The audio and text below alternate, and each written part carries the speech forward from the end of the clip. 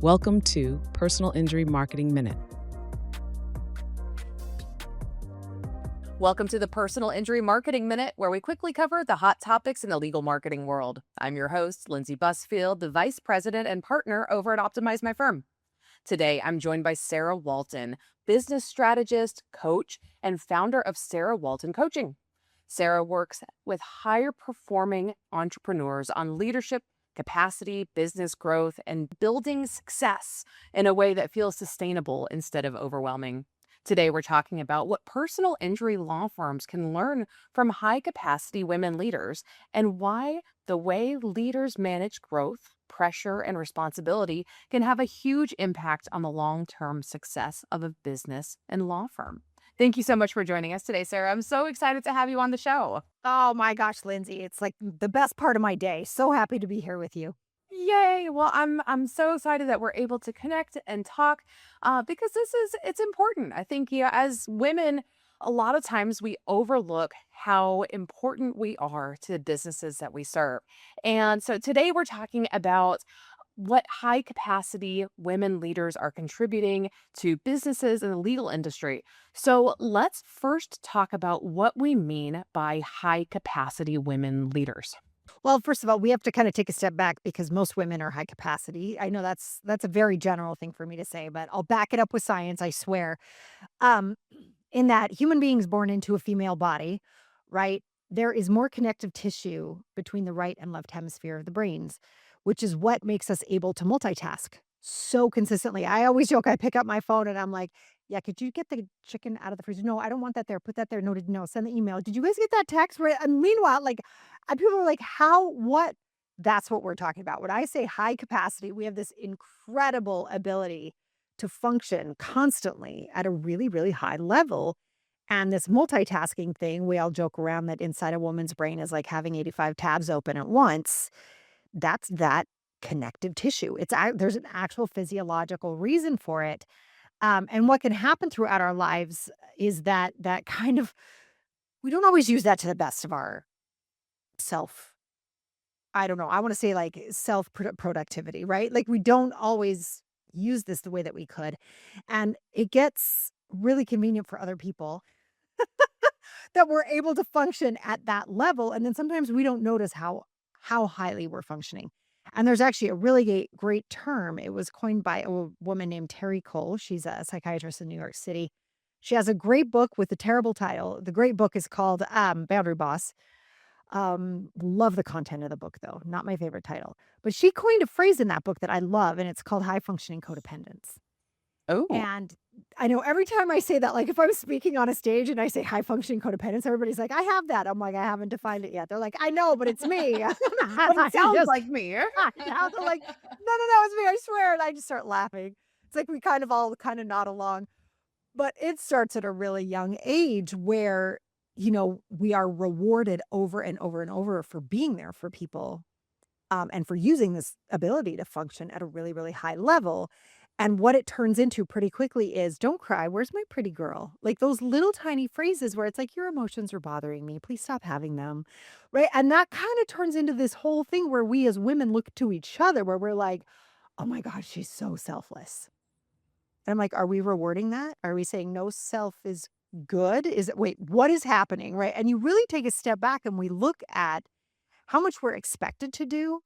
And then the fact that we get rewarded for it without really taking the time to acknowledge ourselves and see what we're actually participating in. And then starting to choose which parts of this do I want to do and which parts are like time to like kind of hand off to somebody else and to start to delegate. And it's really easy to fall into the trap of becoming selfless to the point that we are functioning at such a level, we are so over functioning that we don't recognize it. Right? And it helps everybody else run so well that they're like, great, keep that up, would you? You're like, Sure, what day is it? Have I peed? I don't know. What's happening?" You know what I mean? And you're just like, sure, but they like it when I do this, right? So there's like this double-edged sword to this ability to be such a high capacity human these days. And then you add on our technology and all the other demands that we have, and it's really easy to see where we stop seeing how much we're providing. Does that make sense? It makes so much sense. And Yeah. I think starting it off with like the physiological, yes, we are hardwired to be able to do this and capable of doing this, but that's not necessarily the level that we need to be functioning on 24/7. Bingo. And yes, I can cook dinner and I can raise the kids and I can do the business and I can take care of my spouse and I can do all of these different things, but that doesn't mean that we don't need support because Right. or else we fall into this position of martyrdom. And Yes. that is not where we need to be. And Mm-mm. because that's just going to lead to burnout and resentment and all Yeah. of these other negative attributes that come with being like, oh, she can, so she's going to all the time. It's the "so she's going to" part. That is the danger right there. Yeah. Right. And then Yeah. that becomes the expectation. And Mhm.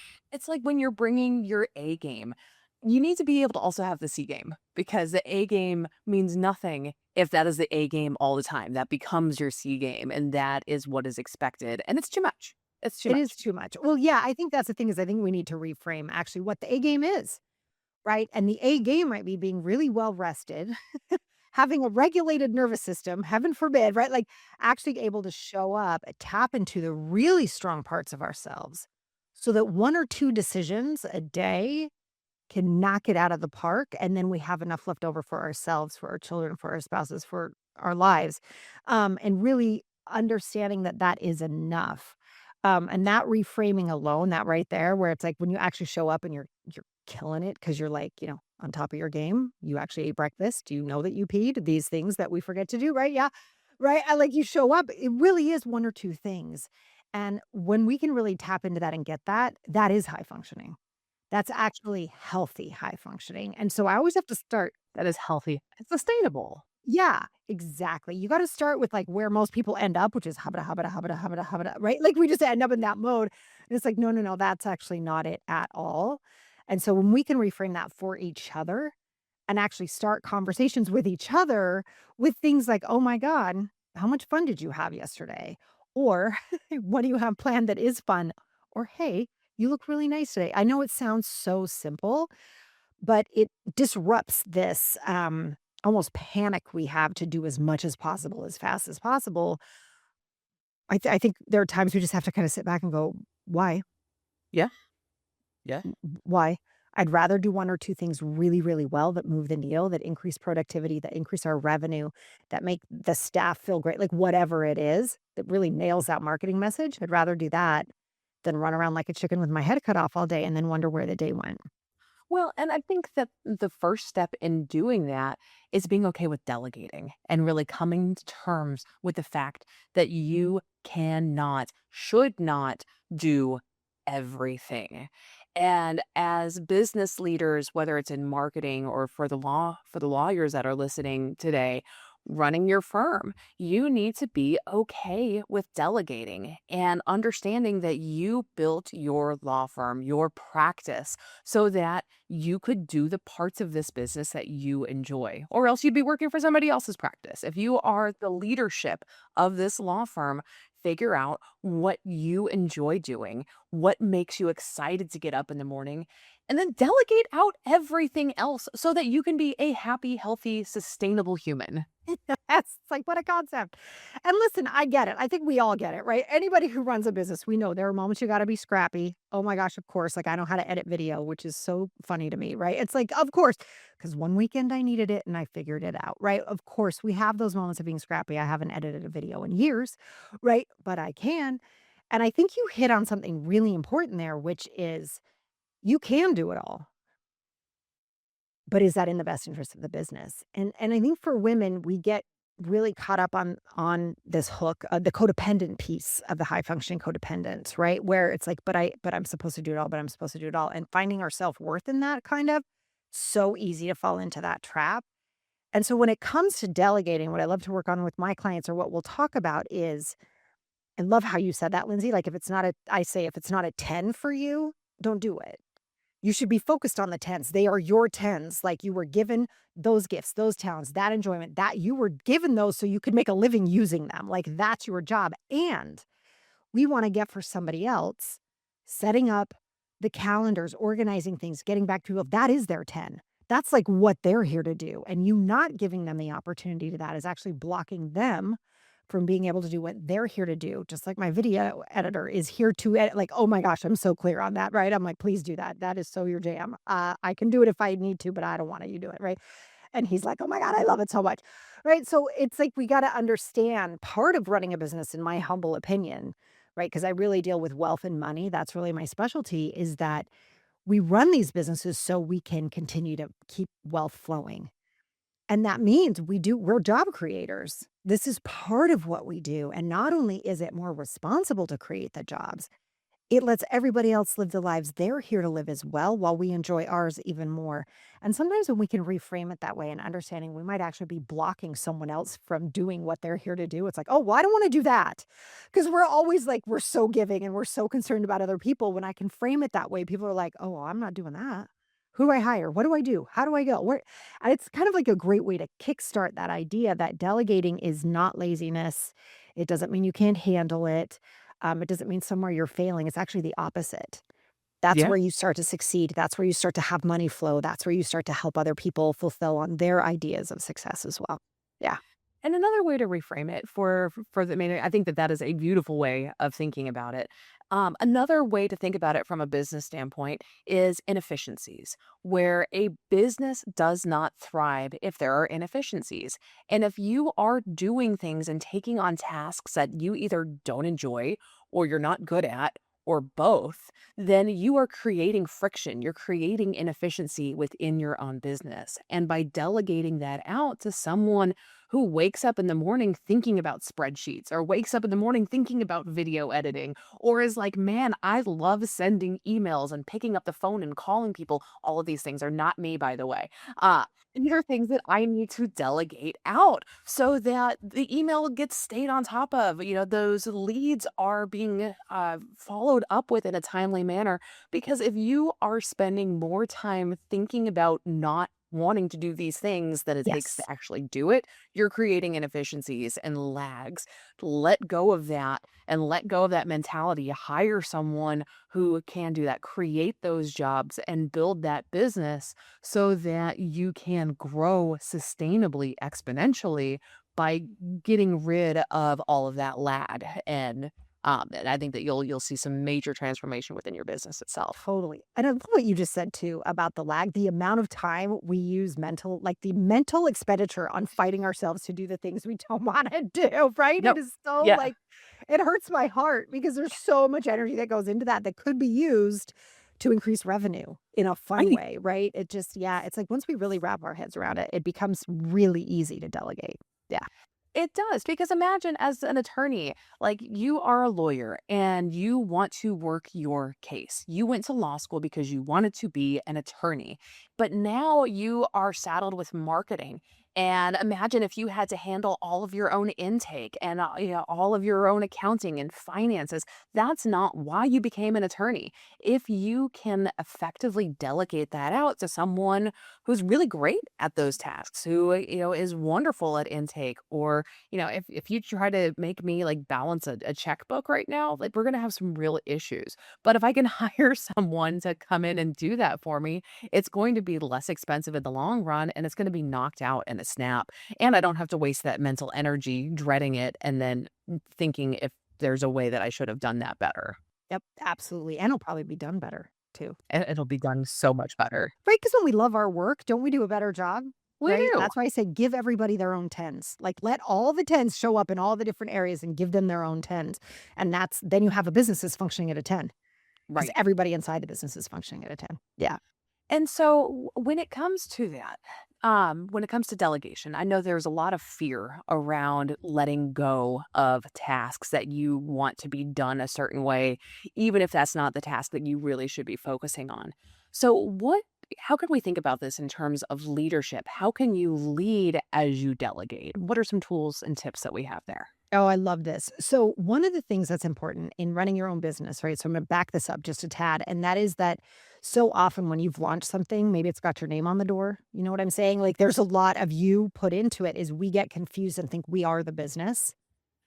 You are not your business. Your business is its own entity. right? So I kind of talk to people about this. Like every client I have, their primary relationship comes into the conversation when we're coaching, which always cracks me up, but it always does. And we end up talking about how there's three entities in their relationship. There's the two people in the relationship and then the relationship itself. It's Mm, kind of the same in business, I like that. right? Yeah. There's you. I know it's so cool. People are like, oh, I like that. Yeah. So like I'll say to them, I'll be like, what does the relationship want? And they're like, oh, that's so great. Because it takes your own hubris out of it. It also takes the weight off of you to figure everything out. Right. And I love to do that in the business too. You are not the business. The business is its own entity. And if we can step back and say, what does the business need me to do? All of a sudden, it's not personal. It's not about you doing that one task the way you want to do it. It's about what the business needs done. And it helps us sort of release the ego around it because it's not so much like, well, what does the business need? The business needs you to go be a lawyer. The business needs you to be working on that case, right? And you're like, oh, right. My bad. And it sort of just recenters it like, oh, this isn't about what I want. This is about what the business needs in order to grow. And as soon as we do that and we remove ourselves from it, it gets really easy to start to say, it doesn't have to be done the way I want it done. It has to be done the way the business needs it done. And we get confused a lot of the time and think, yes, but if the pink isn't in the right way, or if that one thing isn't there, or if this, and it's like, that's not going to win the case. That's not, and you go, oh, right. Let me turn that over to someone who makes sure the pink is always there. Like, I don't need to be involved in that. And what happens when we do that, when we kind of release that fear and that control around it, is all of a sudden the business explodes. It is so cool. And it is like clockwork. Like, I can just predict it when this is going to happen. And it's so funny. I was just working with a client a couple weeks ago, and she was just like, I want this to be. I was like, okay, cool. You come over here. I'm going to put you in a timeout. We're going to talk about this. We're going to talk about what's going on with you, right? Because for so many of us, it's like we haven't been able to count on other people to do it the way we want it. I mean, I always joke around that like super independence is like a trauma response. It's like, no, I can't trust anybody to do this. I've got to do it. I've got to do it. I've got to. It's like, whoa, it's all right. Right. And we worked on that while I had her get somebody else to do what she'd been working on and going so crazy over. And she called me within, I'm not even joking, within 5 hours. She's like, I've closed 3 deals. I was like, of course, because you're doing what you're here to do. Like, that's what you're here to do that part. The rest of it isn't any of your business. And she's like, right. It's like, it's your business to make sure it's running well, but you don't have to be in the weeds of everything. If you hire people who are a 10 at what they do, you don't have to be because they take care of stuff you don't even think about. Yeah. And that's such a good point, is the hiring process. And it's not that you can just delegate out to anybody, but Right. sometimes we are in so much of a panic to bring on people, to solve problems because, oh, I need to delegate. All right, well, let's slow it down just a second and make sure that you are hiring the right people. And the phrase that I love is hire hard, manage easy. Find the right Love. fit for your business. And then as a leader, create SOPs that are going to guide them in how you want things done. And just because you're delegating doesn't mean that you are relinquishing total control. You can create Yes. a guide and you can be a leader through the SOPs that you put in place.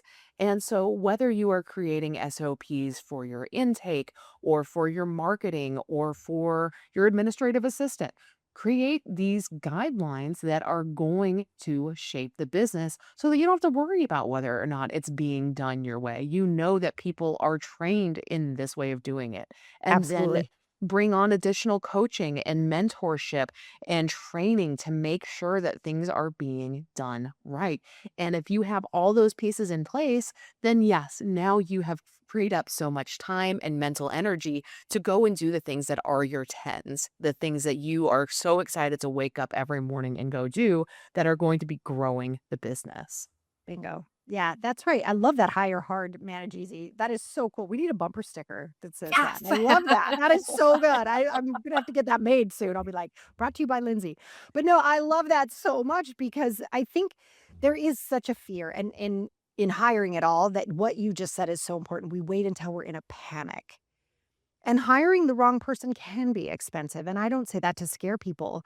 But if we can actually start to hire or at least get people in place or at least start to interview before we're in a panic so that we have kind of levers we can pull once things start to get busy, that is like the best way to go about it. We can't always do it that way. And we're all aware of that. But where we can, let's do that.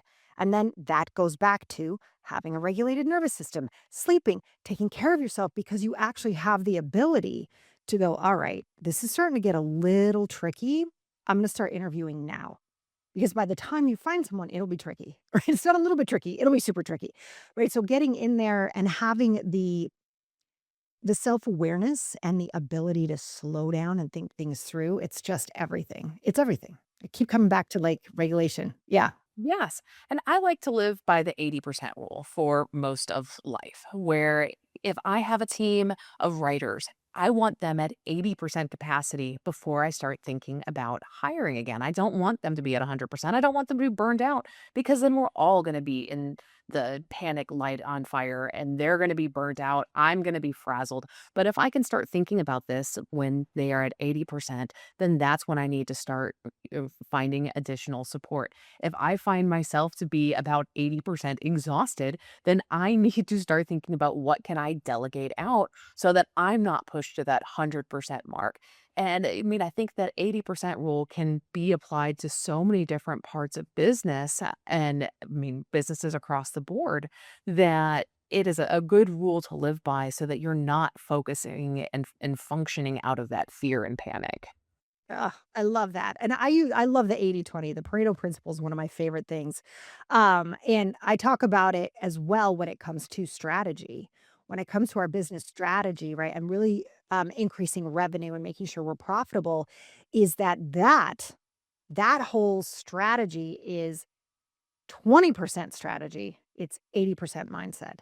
Because you can have any strategy put in place. And if you're not dealing with how you're talking to yourself, what you're afraid of, what's happening on a daily basis, what's going on in your personal life, how healthy you are, if you're not dealing with that, I don't care what strategy you use, it's not going to work. And that 80/20 principle is so valuable in so many different places in business.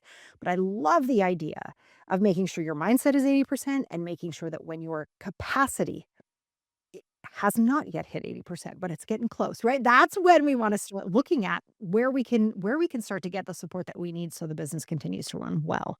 And a lot of that is what's happening between our ears too. It is. It is. And I think that these mindset shifts and basic principles are good habits to be putting in place. And it's not going to come overnight.